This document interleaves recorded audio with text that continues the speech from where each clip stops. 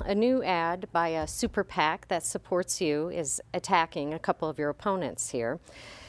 You did take a clean campaign pledge. So do you denounce this ad, and will you request that the PAC take it down?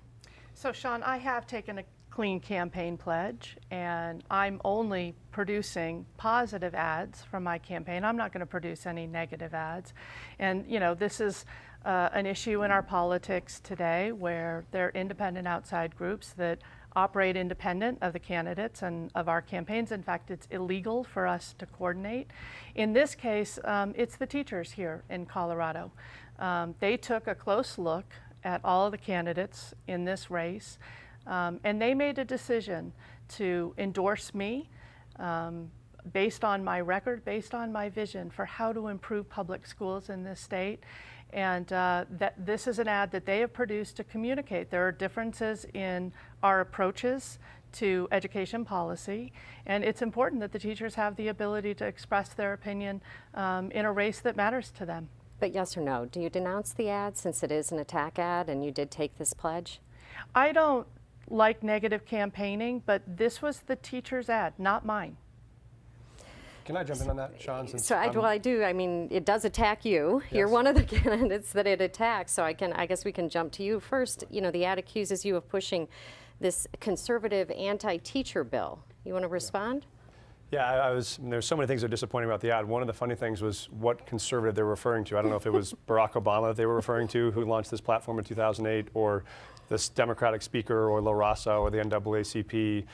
There are a whole number of, or Governor Bill Ritter. I'm not sure who the Democrats, who the conservatives are in that frame. But I think this is really a leadership question, which is you took a clean campaign pledge. Your coalition broke that promise. Now, what are you going to do to ensure that promise is kept? Which is, if you're going to lead in this situation, you would, one, say, I denounce this ad and call for them to take it down. Two, if they won't take it down, I'll call the donors that have given to that fund and ask them to withdraw their money.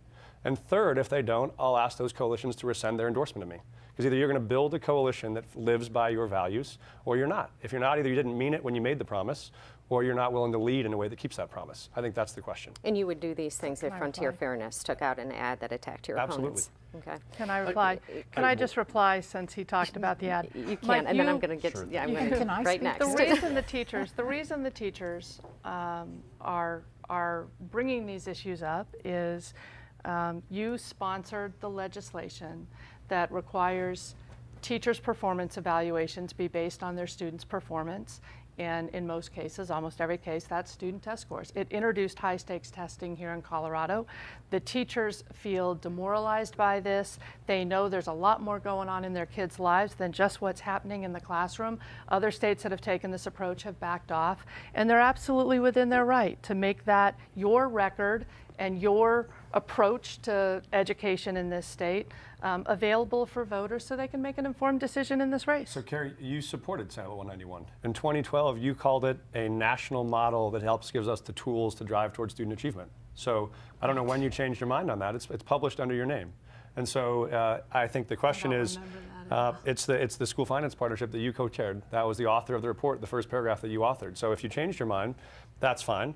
But I think the question is, and as you know, standards and tests were brought in before Senate Bill 191. That was a totally separate question. So that's actually inaccurate as well. But I think the key here is, are you going to fulfill the promise you made about keeping the campaign pledge, or are you not? And I think the voters deserve to know if you're going to keep promises you make or if you're not. Mike, Okay. I disagree. I would just say I think this is a bit of a pattern here with Cary Kennedy. Real leaders don't shift responsibility, they take ownership. And from what I can tell, the attack on me was based on an op-ed I wrote almost 20 years ago trying to stop the vilification of then Attorney General Ken Salazar for a bill that Cary was the lobbyist for the organization that was pushing vouchers. So, I mean, how can you be the lobbyist for an organization pushing vouchers and then attack somebody who's voted against them every time they've come up? And I have a 100% voting record. I have an A with the NEA.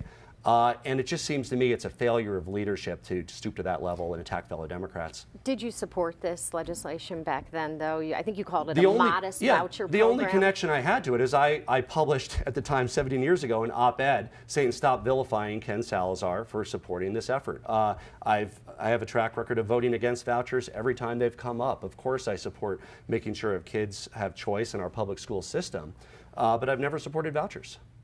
Okay. You have a question for Donna? I do not have a question for I Donna was- because you were not in the attack I ad, but was if you had something you no, wanted to I was add. just teasing because I'm not a big fan of bickering. I think leaders don't bicker. I think they go forward.